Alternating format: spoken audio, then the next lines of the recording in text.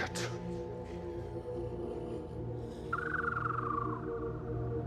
Because you've never seen a miracle. Je suis de la génération oubliée, celle qui a jamais été chez l'orthophoniste, qui a reçu une bonne éducation et qui n'a jamais manqué de rien. Je suis d'une époque où quand t'arrivais au resto, on te demandait fumeur ou non fumeur. Entre ton steak et tes frites, t'avais droit à la table de gauloise du voisin.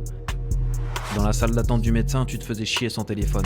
Fallait lire un pareil match froissé ou des mots croisés déjà faits. Le daron, il avait la CB, il faisait des blagues aux routiers dans les bouchons et on prenait la nationale parce que l'autoroute c'était trop cher. Enfin, c'est ce qu'il disait. Chargeur 6 CD dans le coffre, Dire Straits, Adamo, Bob Marley et Clo-Clo. C'était ça, ma France. Ici, c'est le vieux qui conduit. La mère prépare des jambons beurre dans de l'alu pour pas se faire allumer sur les tarots dans les stations. Et les valises, bien sûr. Sur la Renault 25, à l'arrière, il y avait une languette en caoutchouc qui frottait le sol pour éviter de gerber apparemment. J'en ai plus jamais revu. Dans la cuisine de l'appart relié au 5e étage, on avait une poubelle reliée au local. Et on pouvait balancer tout ce qu'on voulait. Ça m'éclatait de balancer des pots de confiture et de les entendre rebondir jusqu'au sous-sol. Puis ils l'ont condamné. Paraît que les rats pouvaient remonter et que c'était dangereux pour le type qui déplace les poubelles au même moment. Quand j'étais bloqué dans Zelda, j'avais exactement droit à 15 minutes pour trouver la solution sur le PC du salon, inclus les 2 minutes de temps pour se connecter et la possibilité qu'un connard appelle au même moment sur le fixe et que je doive recommencer. T'as connu ça aussi?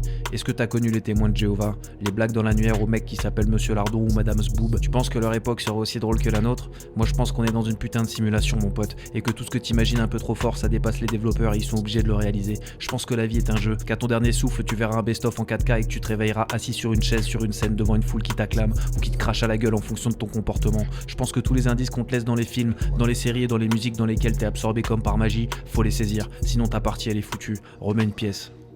À bientôt.